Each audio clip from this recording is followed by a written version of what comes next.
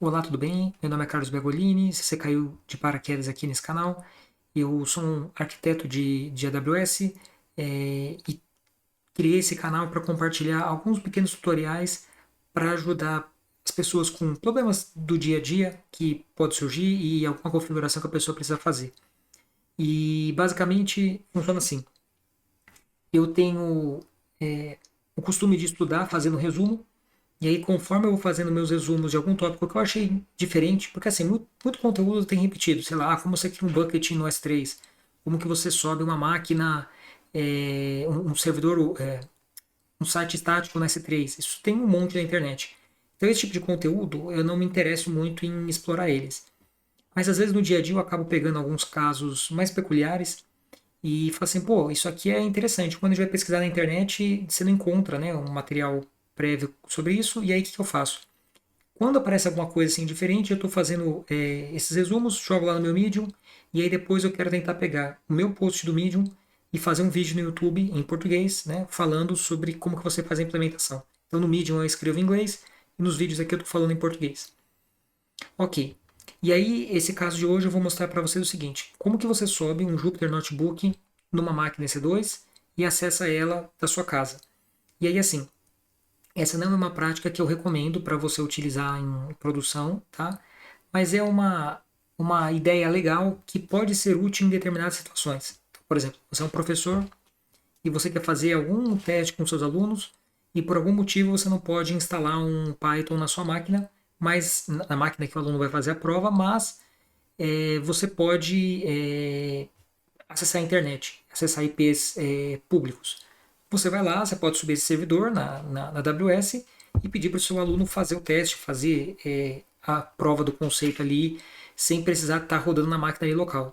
Ou às vezes você tem uma máquina muito limitada, mas muito ruim assim, que não roda Python, e tem que ser ruim para não rodar Python, mas às vezes as máquinas, sei lá, o sistema operacional já é muito pesado e você fica, sei lá, travando demais.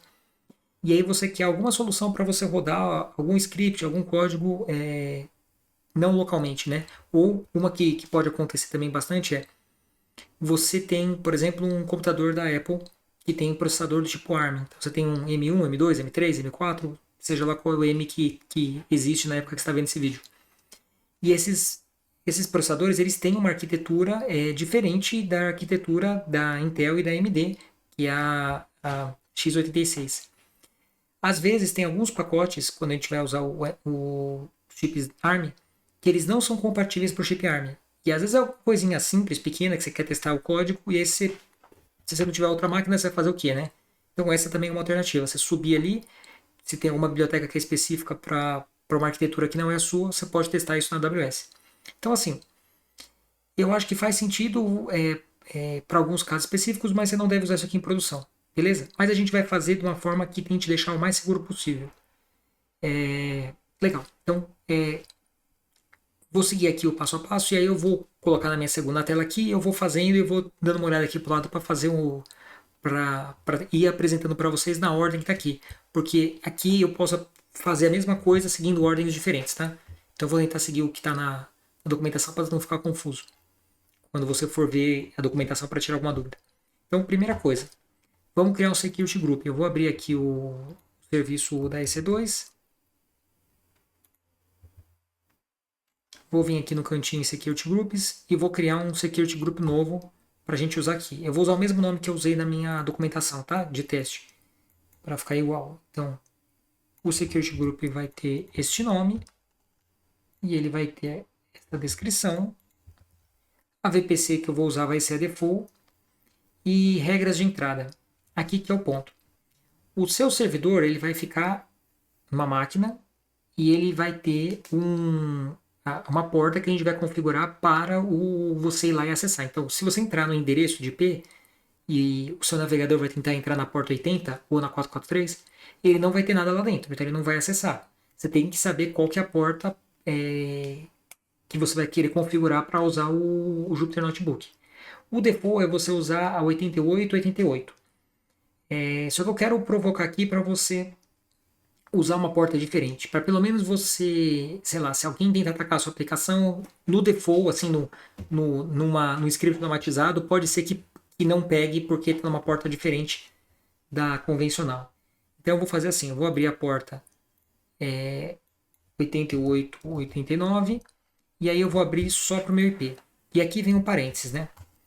Se você estiver querendo usar isso dentro de uma organização e você já tem uma VPN, e aí se você não tem uma VPN e você quer saber como é que faz para lançar uma VPN na AWS, eu tenho esse tutorial aqui que eu vou mostrar no passo a passo.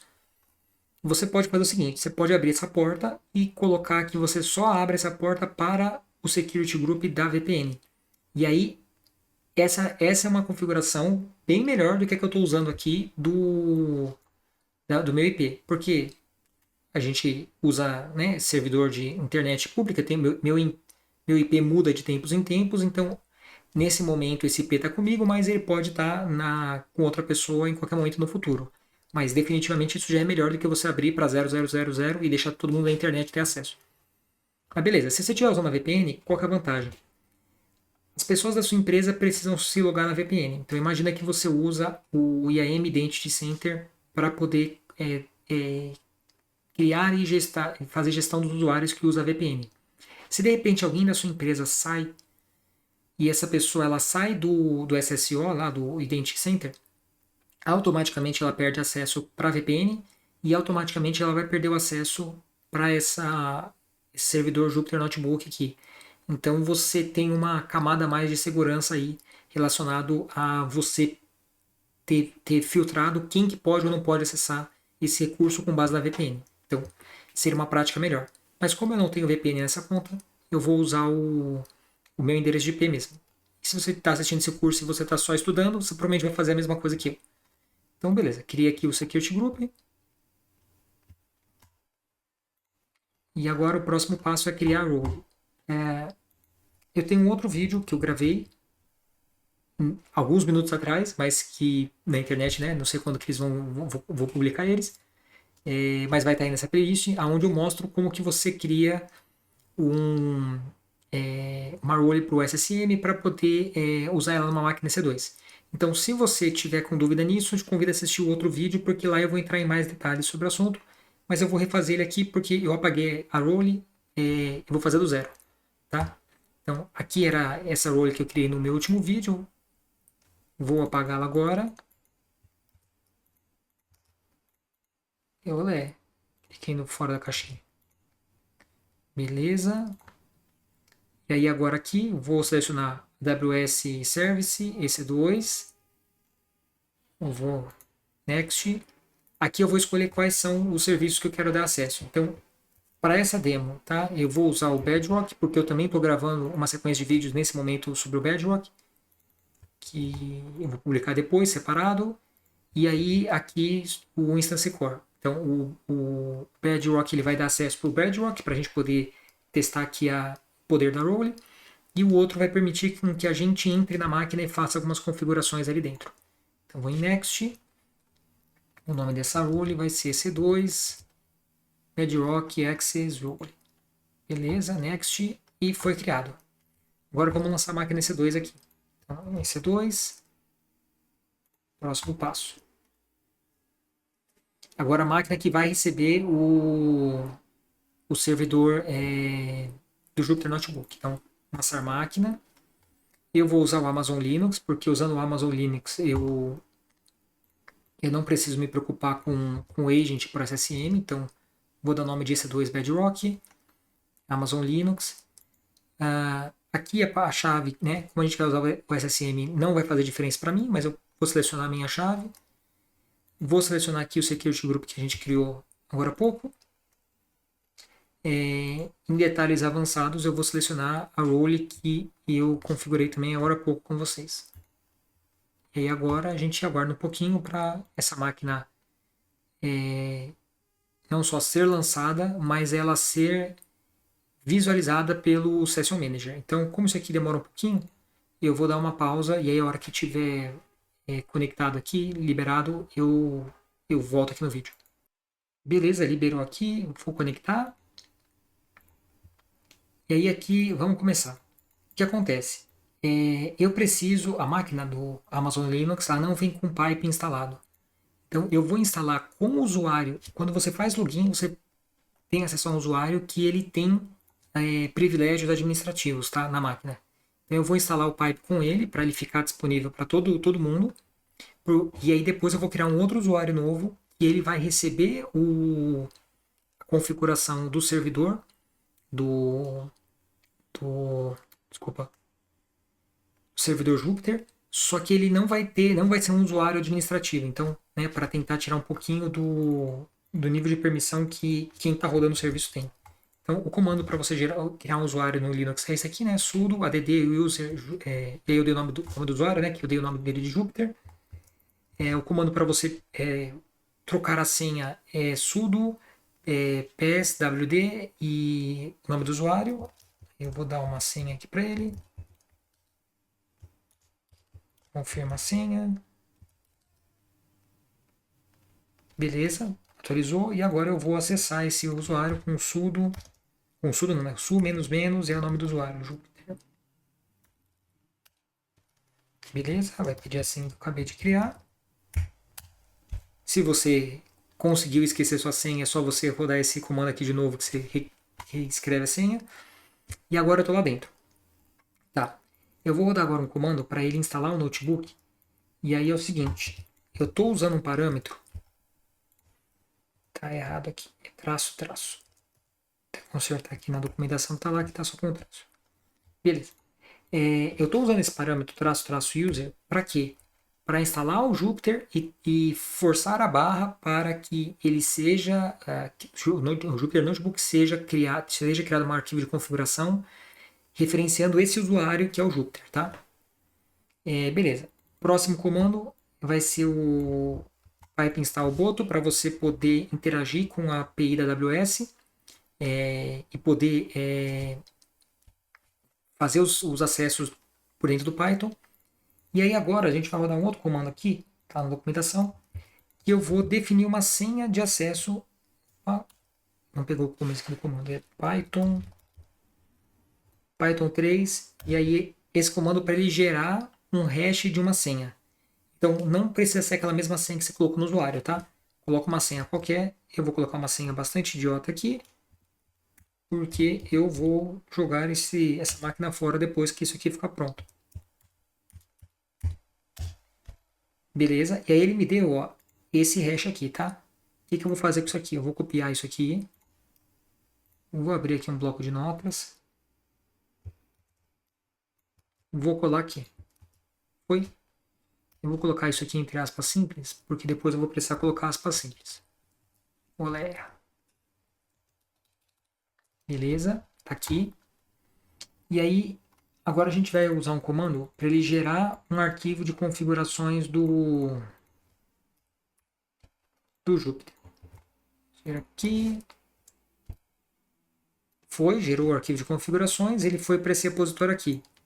Se você quiser confirmar aonde que está esse arquivo, você pode rodar o Jupyter config para você ter certeza da pasta aqui que tá do path para ele. Então, para editar as configurações do Jupyter, bastaria você colocar nano, esse path aqui, barra config, barra Jupyter Notebook config. Ou você pode, né, usar esse comandinho aqui que eu montei para você fazer a chamada para qualquer path e já abrir com certeza no lugar certo. O comando está errado aqui porque não veio com aí, galera, Ctrl X. Ele faltou aqui ó, um traço aqui. Quando eu copiei e colei a minha documentação como é que chama? Para o Medium, ele comeu esses traços duplos. Então, quando você for ver esse vídeo, já vai estar corrigido, porque eu já estou corrigindo antes de publicar o texto. Então, beleza. Aqui tem os arquivos de configurações, e você pode aqui ó, ir descendo e você ir descomentando o conteúdo que está aqui e fazendo manipulações da configuração do seu servidor. Para ser mais rápido, eu vou fazer o seguinte, eu vou copiar já o texto aqui do que eu preciso mudar e vou colar ali no comecinho do texto, tá? E aí, o que eu estou configurando aqui? Primeiro, aqui eu defino qual que é o IP, ou qual que é o range de IPs que eu aceito receber conexões. Então você pode fazer limitações para o IP da sua casa, por exemplo, para deixar mais fechado ainda. Beleza, mas você espera que se lá na máquina, lá no Security Group, você já fechou para não ter acesso de outros IPs, né? A não ser daqui da sua casa, ele dificilmente vai ter acesso. O que pode acontecer é você fecha no Security Group hoje e aí depois alguém ataca você, alguém entra no seu sistema ou alguma pessoa que trabalha na sua empresa está precisando ter acesso, vai lá no Security Group e abre para a internet e aí você abre um problema e abre um flanco para ataque. Mas beleza, você pode fazer configuração aqui, eu vou deixar como 000 e aqui você coloca a porta que você escolheu. Então eu escolhi a 8889, se você quisesse outra porta, você pegava outra aqui. Então eu vou vir aqui, vou colar depois desse get config, beleza, Ctrl O para salvar, Ctrl X para fechar, e assim, tá pronto. Então, vamos lá, se você quiser testar e ver se funcionou, eu vou abrir um diretório que não está no /bin. Por que eu estou fazendo isso? Porque se eu abrir o Jupyter Notebook no /bin, eu não tenho esse usuário, como eu criei um usuário que não tem acesso para muita coisa, eu não vou poder escrever nele, e aí na hora de eu criar o arquivo vai dar trabalho ali. Então, estou trocando para um diretório que eu posso manipular ele. E aí aqui eu abro o Jupyter Notebook. Então, se você roda Jupyter Notebook localmente na sua casa aí, você faz isso normalmente no seu terminal, e aí você abre lá o seu navegador, né? Aqui, qual seria a lógica? Eu vou pegar o IP público da máquina. Então, vamos lá. IP público. Se você tiver numa VPN, você pode também usar o IP privado da sua máquina.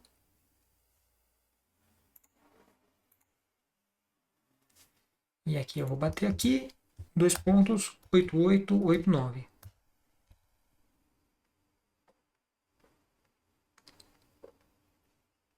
Vamos ver, guardar um pouquinho, ele está rodando ou não? No colon header, malformed.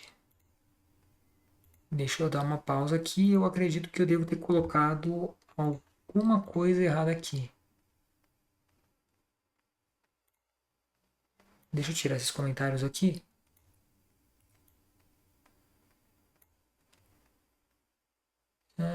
Password e tal. Vamos ver. Ctrl C. Tá aqui.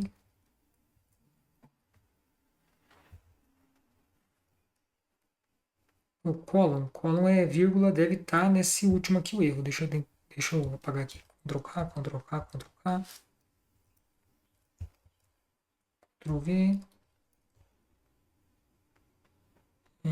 Não estou vendo nenhum erro aqui. Fechar de novo. Salvar.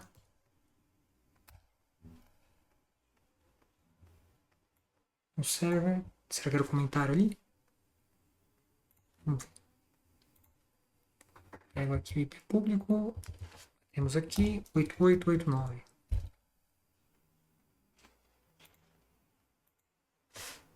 Continua não acessando.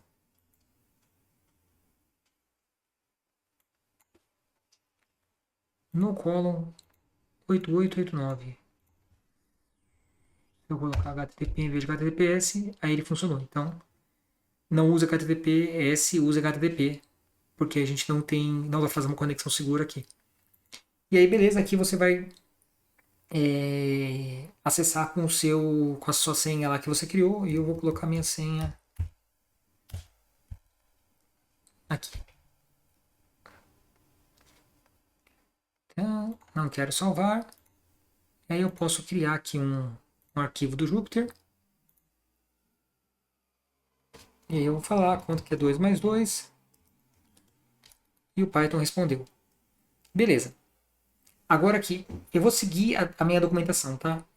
Aqui eu já conseguiria rodar e testar códigos na AWS.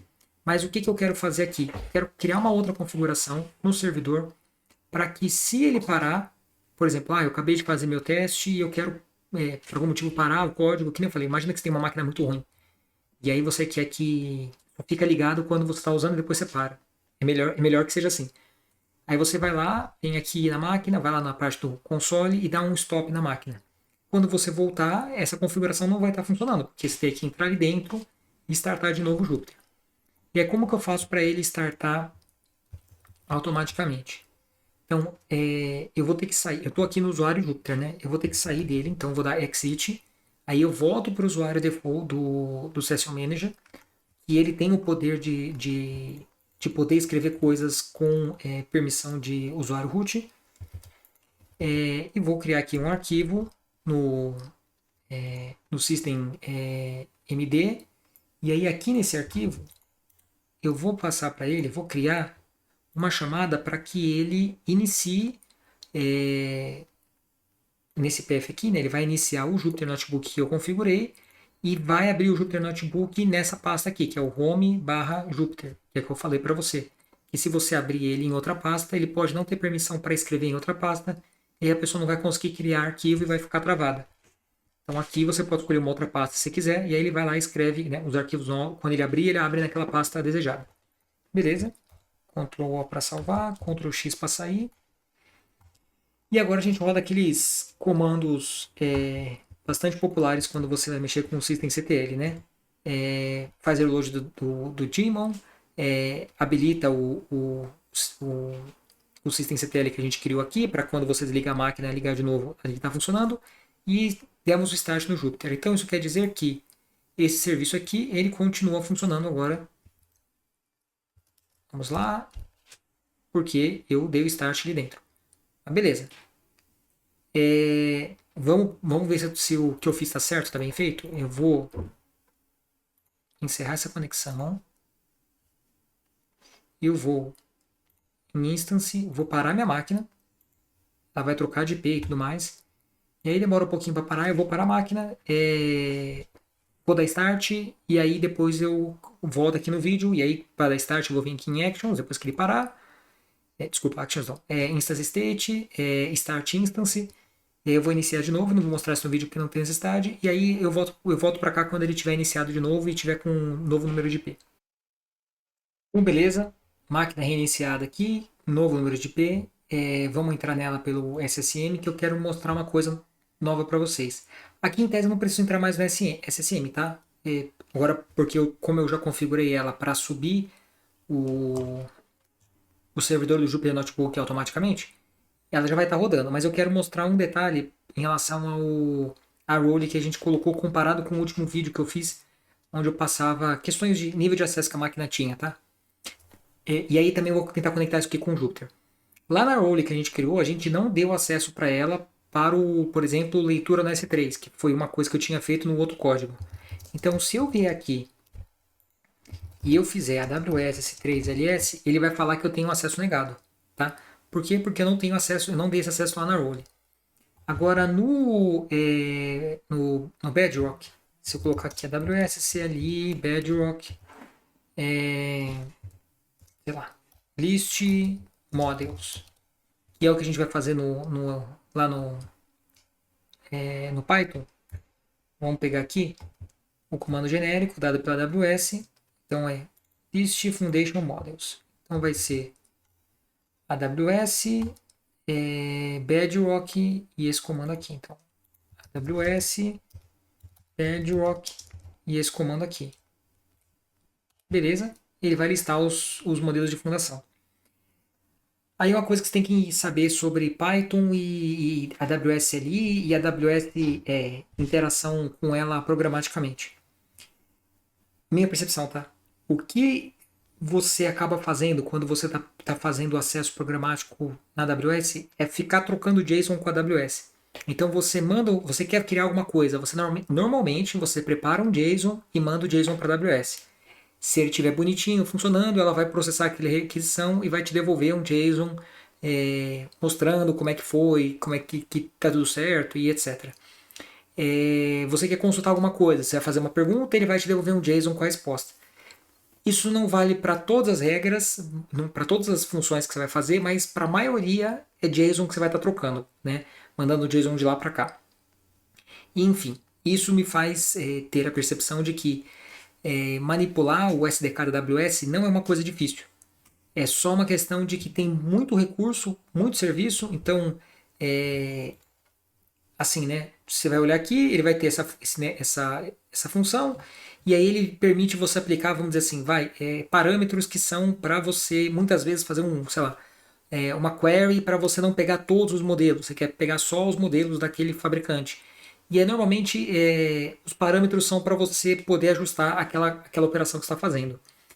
E, assim, a minha percepção é que quando você está usando o SDK da AWS, é mais ou menos como se você estivesse entrando nas páginas da AWS e para quem é dev, a pessoa vai entender isso. E você está recebendo o JSON que está vindo para alimentar aquele front-end deles que está mostrando as coisas mais bonitinhas para você. E até a minha percepção é muito forte em relação a isso, porque também, quando você acessa alguns painéis, tipo o EC2, ele não fica fazendo um refresh dos dados. Você tem que ficar apertando o botãozinho ali para fazer refresh, porque provavelmente você tem que bater na API para pegar o JSON atualizado e repopular ali o seu front-end. Enfim, quando tá falando, tem muita função na AWS, então é assim, minha visão, tá? É humanamente impossível você conhecer todas as funções da AWS.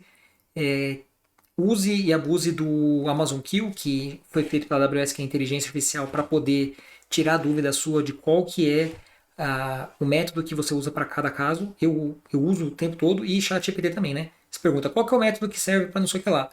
Mesmo que ele não te dê a função pronta para você utilizar, ele vai trazer para você você pede a página e você entra aqui e você vai ver que não é difícil de você fazer nenhuma chamada, tá? É relativamente simples. E aí a conexão que eu quero fazer disso com o Python. Tudo que você deu acesso na máquina pelaquela role aqui no console, no AWS ali, você também deu acesso lá no Python. Então não tem diferença se quando eu criar a role, se eu vou usar com o SDK do Python, com o SDK do Java, do Node, ou se eu vou fazer dentro do terminal na linha de comandos no AWS LI. Todo o acesso que eu tenho com um, eu tenho com o outro. Tá? E, enfim, e a minha percepção também é que talvez o SDK, o Boto, o que ele está fazendo é traduzir esses comandos que você está passando em linguagem Python para o CLI para ele disparar lá para a AWS. Mas isso aqui é minha percepção de curioso, né? E fuçando aqui as coisas. Se alguém estiver vendo esse vídeo que a pessoa trabalha na AWS e souber como é que é a informação, conta aí pra gente que a gente gosta de saber. Beleza. Vou entrar lá no servidor. Então, lembrando que eu tive o problema lá que quando eu estava tentando acessar com o HTTPS não funcionava, deixa eu http dois pontos barra barra, e eu vou bater aqui os pontos 88, 89. Vou acessar agora esse IP e tirar. Estou aqui de volta na minha máquina. Curioso que ele não me pediu a minha senha, né? Aqui, mas tudo bem. Tá, é porque eu tinha feito o teste, eu tinha acessado já essa máquina, esse servidor aqui, antes de despausar o vídeo. E aí eu tinha já colocado minha senha, mas ele vai pedir a senha para você, sim. Ok, então tá aqui e tal, ele voltou. Vamos rodar então o SDK da AWS. Eu não vou perder muito tempo explicando o SDK do Bedrock aqui, porque eu estou fazendo uma playlist onde eu estou explicando, vou explicar como que você faz deploy de coisa de como que você sobe serviços no Bedrock e depois consome eles, né? Então eu vou deixar para explicar lá. Mas eu mostrei para vocês lá esse list foundation models lá e vocês viram que era um JSON, né? Então eu só vou remostrar a mesma coisa aqui. Tirar esse bloco de código aqui, passar para cá. Beleza, então o que eu fiz aqui? Eu fiz um client diferente do console que eu posso só chegar e mandar direto a requisição. No Python eu preciso criar um client que você pode entender como se eu estivesse acessando a página daquele serviço lá. E aí depois, né, naquela página eu vou chamando as funções que tem ali dentro. Então é como se eu estivesse abrindo uma conexão para aquele serviço específico. No CLI é a hora que eu passo o comando. É que assim, você não cria o client, mas você define o nome do serviço, né? Então no CLI você faz AWS, Bedrock, e aí, seja lá qual for a função. E aí isso aqui meio que funciona como se fosse o client lá. Enfim.